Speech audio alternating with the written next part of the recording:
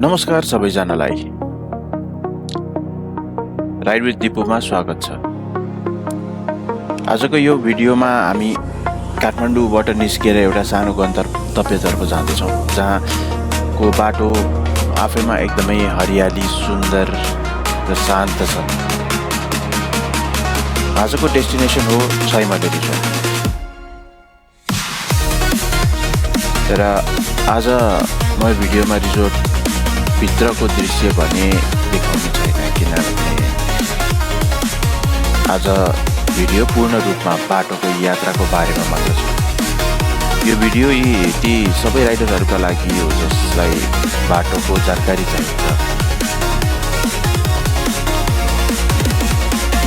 सडक कस्तो छ, कति समय लाग्छ, बाटोमा के छन् र राइडरको अनुभव कस्तो हुन्छ।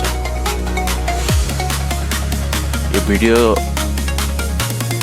अलिकति फास्ट गरेर राखेको छु, किनकि नर्मलमा राख्दाखेरि एकदमै लामो हुन्छ भिडियो। त आउनुहोस् आजको सुरु गरौँ। हामीले त्रिपुरेश्वरबाट भिडियो खिच्न सुरु गरेको थियौँ। यसरी हामी त्रिपुरेश्वर हुँदै कालीमाटी, बल्पु र कीर्तिपुरको बाटो लाग्छौँ।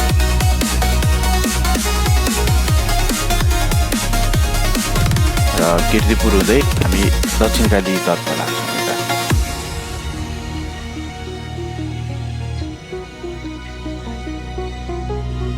बाटोहरू अरू दिनको तुलनामा अलिकति सुनसान नै थियो, सायद छुट्टीको दिन भएको भएर होला।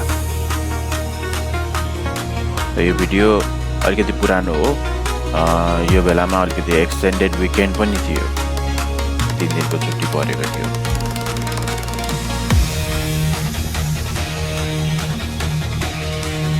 दिन घमाइलो थियो।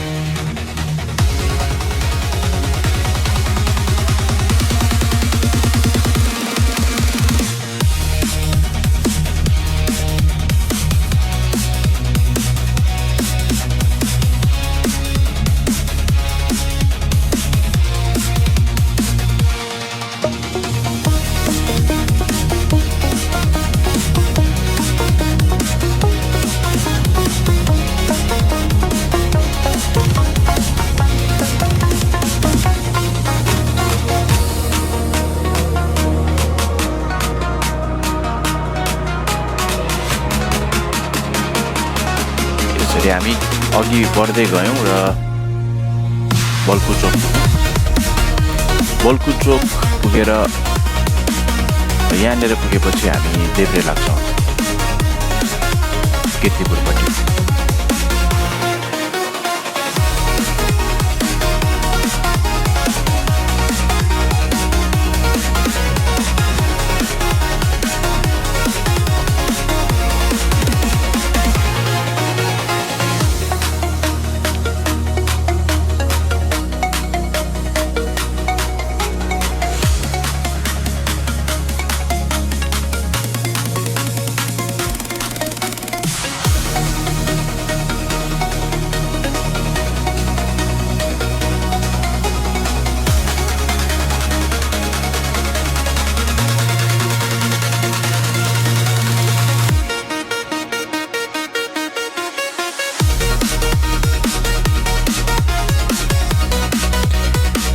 छैमले रिजोर्ट कुनै टाइममा अदृश्य थियो, कसैले थाहा थिएन र सायद त्यो समयमा हाम्रो इन्टरनल टुरिज्म पनि त्यति ठुलो भइसकेको थिएन जुन अहिले छ। धेरै वर्ष अगाडि पुगेको कुरा हो, खाली नै हुन्थ्यो त्यहाँ। र यो बाटोहरू अहिले तपाईँहरूले देख्दै हुनुहुन्छ, बाटो एक्सपान्सनको कामहरू हुँदैछ। साइडमा गिटीहरू थुपारिएको, धुलो उड्नेहरू भनेको त कमन नै भइसकेछ। काठमाडौँको बाटो हो, धुलो त उड्नै पर्यो। र यसरी हामी चोबारतिर लाग्दैछौँ।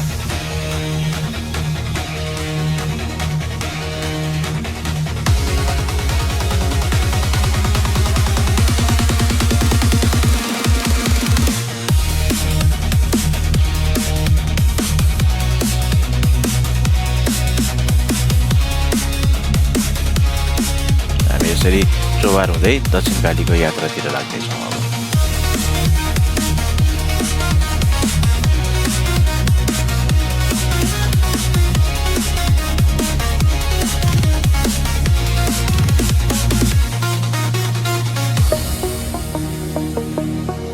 सबैभन्दा यो बाटोमा मनपर्ने कुरा भनेको चाहिँ यहाँको वातावरण।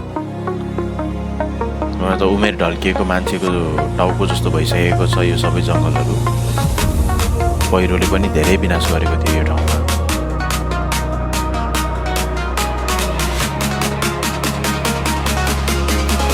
रुखहरू धेरै पातलो भइसकेको छ। हामी हिँड्दा हिँड्दै हामी घुम्दा घुम्दै नै यो बाटो। तर यहाँको सबभन्दा रमाइलो बाटो भनेको नै यही नै। हरियाली, जङ्गल,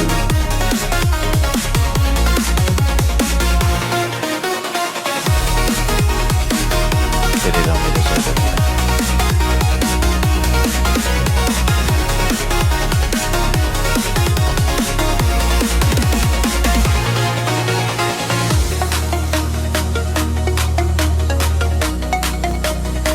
र हामी यसरी चोभार पुग्यौँ। चोभारको यो ठाउँ भनेको चाहिँ प्रायः जस्तो नेपाली फिल्मको अन्तिम सिन सुटिङ हुने ठाउँ रे भन्थे। जाँदाखेरि दायाँपट्टिको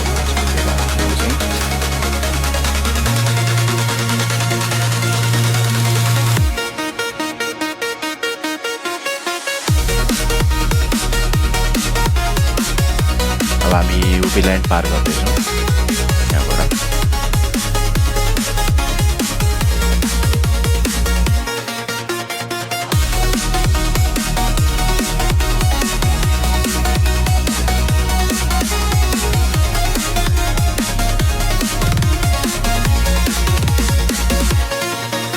यदि तपाईँहरू अहिले हेर्दै हुनुहुन्छ र च्यानल सब्सक्राइब गर्नुभएको छैन भने कृपया च्यानल सब्सक्राइब गरिदिनु होला। म यस्तो भिडियोहरू अरू पनि लिएर आउनेछु। म चाहिँ विशेष एउटा डेस्टिनेसन भ्लगिङ गर्ने हो। नयाँ नयाँ ठाउँहरू जाने र हजुरहरूलाई कुनै ठाउँ हेर्नु मन छ, बाटो कस्तो छ भन्ने कुराहरू लागिरहेको छ भने कमेन्ट गरिदिनु होला। म त्यो ठाउँको भिडियोहरू ल्याउने प्रयास गर्नेछु।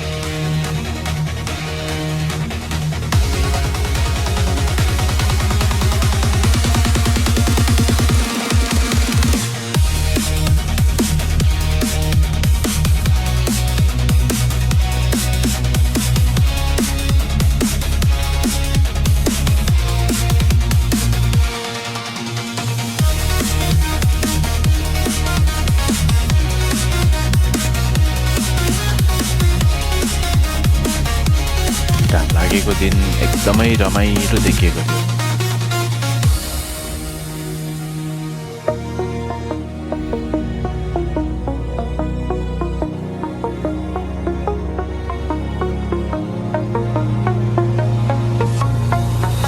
हामी यसरी टौदा पनि एउटा आफ्नै इतिहास बोकेको ठाउँ हो। धेरै रमाइलो छ। अहिले चाहिँ भिडभाड धेरै हुने कारणले मलाई त्यति दिनु मन लाग्दैन। पहिला चाहिँ धेरै गएको थिएँ, बस्नलाई आनन्द थियो। अहिले चाहिँ छुट्टीको दिनमा धेरै नै भिडभाड हुन्छ।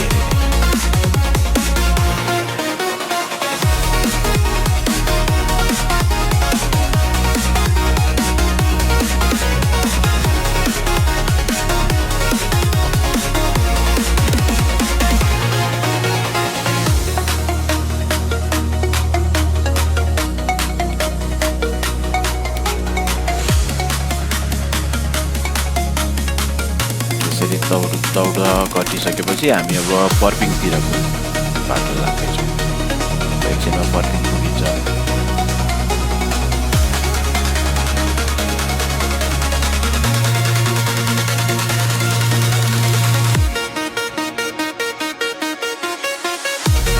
हजुरहरूलाई सयमलेसम्म पुग्नको लागि चाहिँ नि बाइकमा, गाडीमा, जेमा जानुभयो हुन्छ। बाटो सहज नै छ। कतै कतै अलिअलि अफरोड जस्तो छ, तर त्यो भनेको नर्मल नै हो।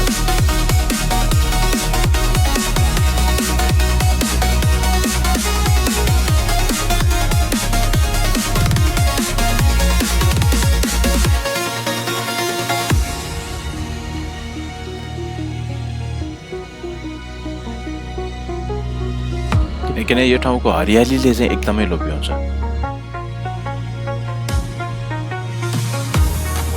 पानी परेर आकाश खुलेको बेलामा रमाइलो देखिने ठाउँ हो।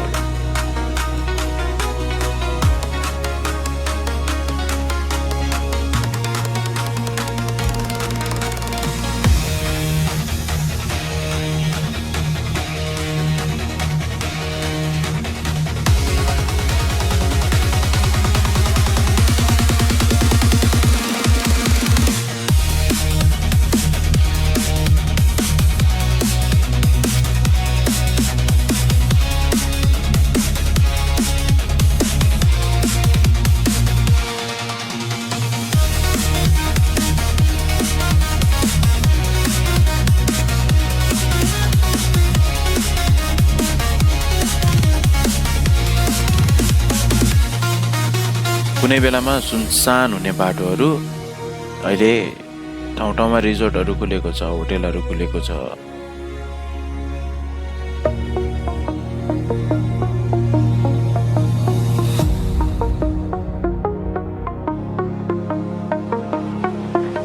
एकदमै गाह्रो बाटो थियो पहिला कुनै समयमा यो।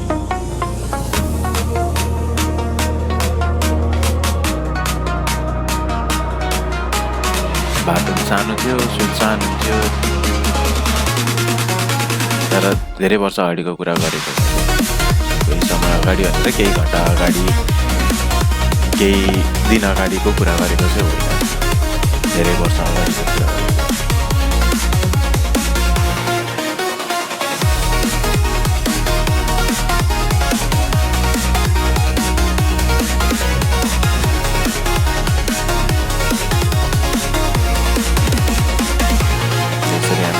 दक्षिणकाली नजिकै पुगिसकेको छौँ। अब धेरै समय लाग्दैन, यहाँबाट फर्पिङ लगभग आइ नै सकेको छ।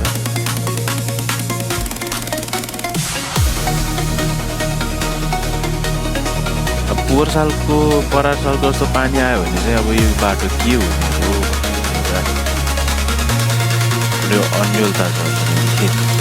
नराम्रो पहिरो गएको बाटो धेरै बिग्रेको थियो। हेटौँडा जाने बाटो पनि हो यो। युज धेरै हुन्छ, राटा सुमोहरू धेरै नै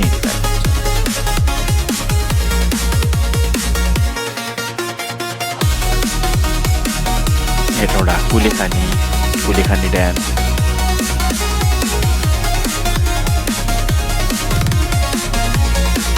यदि यो भिडियो ठिक लाग्यो भने लाइक सब्सक्राइब गरिदिनु होला र अर्को डेस्टिनेसन कमेन्ट गरिदिनु होला। म सकेसम्म छिटो कुलेखानीको भ्लग लिएर आउनेछु।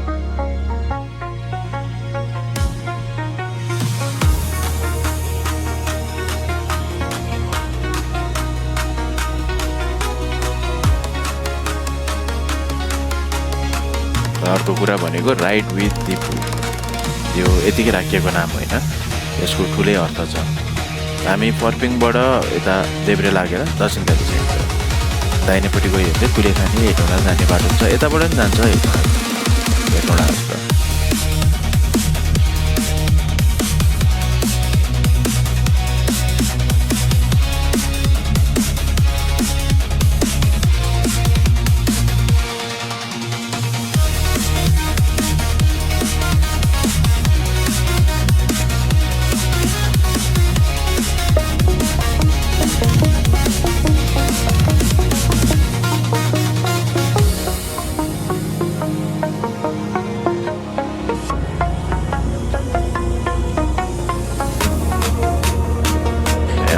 दाहिने लागेर दक्षिणकालीपट्टिको बाटो जान्छ।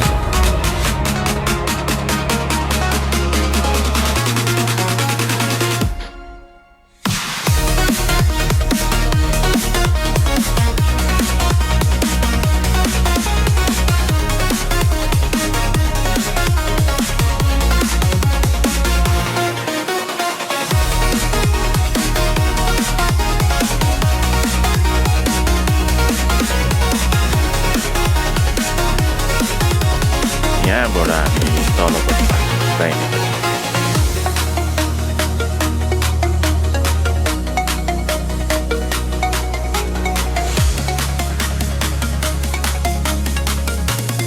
धेरै पछि छिरेको यो बाटो, थुप्रै भइसक्यो यो बाटो नयाँ आएको।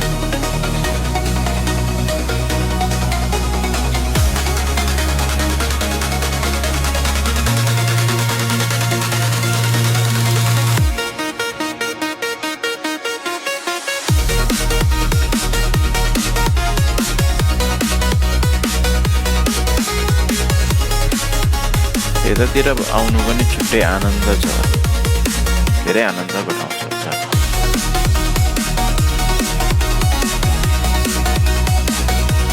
गुड विकेन्ड स्केप हुन्छ यो ठाउँ। हामी यहाँबाट दक्षिणकाली मन्दिर गर्दैछौँ।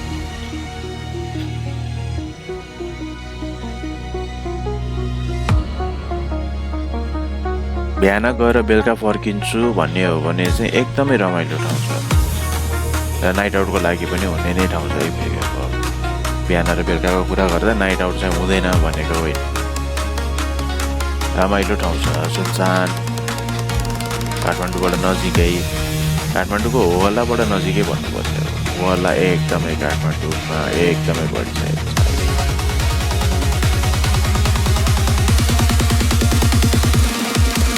तर बर्खामा पानी पर्ने समयमा हिँड्नलाई चाहिँ अलि विचार गरिदिनु होला, किनकि बाटो त राम्रै छ, तर साइडको पहिरो जाने खतरा चाहिँ नि कायम नै छ यतातिर। पहिरो नजाओस् पनि, किन केही त बाँकी छैन, सबै माटो मात्रै छ। माटो पानी परेपछि बगाइन्छ।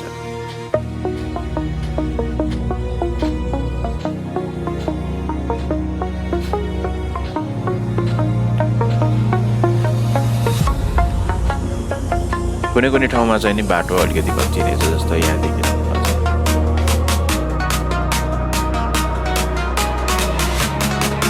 यतिकोलाई त्यति नराम्रो भन्नु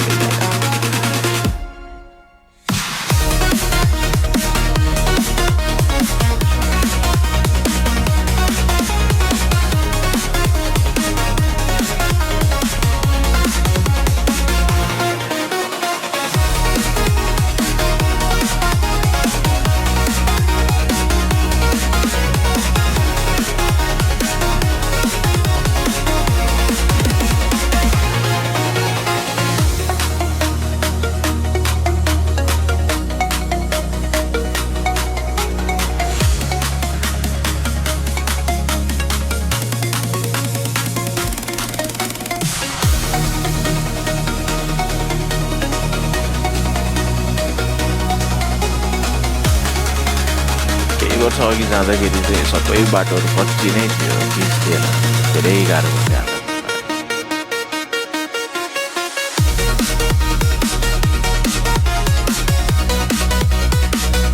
अहिले चाहिँ राम्रो भएछ।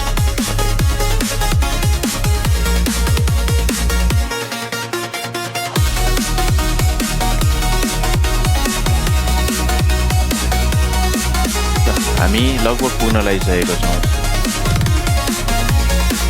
आजको ब्लग यही नै थियो। यदि मन पर्यो भने सब्सक्राइब गरिदिनु होला र अर्को कुरा भनेको कमेन्ट गरिदिनु होला अर्को डेस्टिनेसनको लागि। अवश्य पनि मेरो नामको अर्थ पुरा गर्नेछु म, र के कुरा भन्ने म पछि भन्नेछु। अहिले नै नभनिहालौँ, किनकि जुन कुरा गर्न सकिँदैन त्यो बोलिहाल्नु ठिक हुँदैन। कुनै दिन सकेछ भने नामको अर्थ पुरा गर्नेछु, मेरो च्यानलको नामको अर्थ, र त्यसको लागि साथ र सहयोग चाहिन्छ। तपाईँहरूको साथ र सहयोग भयो भने अवश्य पनि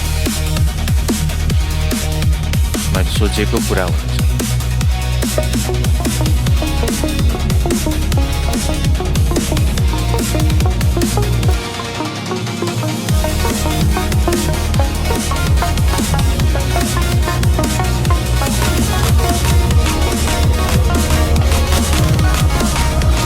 आजको बाटो कस्तो छ के छ हेरिहाल्नुभयो। मैले सकेसम्म राम्रोसँग प्रस्तुत गर्ने प्रयास गरेको छु। छ, मन पर्यो होला। यदि मन परेन भने पनि के सुधार गर्न सकिन्छ भनिदिनु होला, कमेन्ट गरिदिनु होला। यदि मन परेन भने डिसलाइक भए पनि गरिदिनु होला, ताकि मैले थाहा पाउन सक्छु मन परेन। आउने दिनमा सुधार गर्ने प्रयास गर्छु।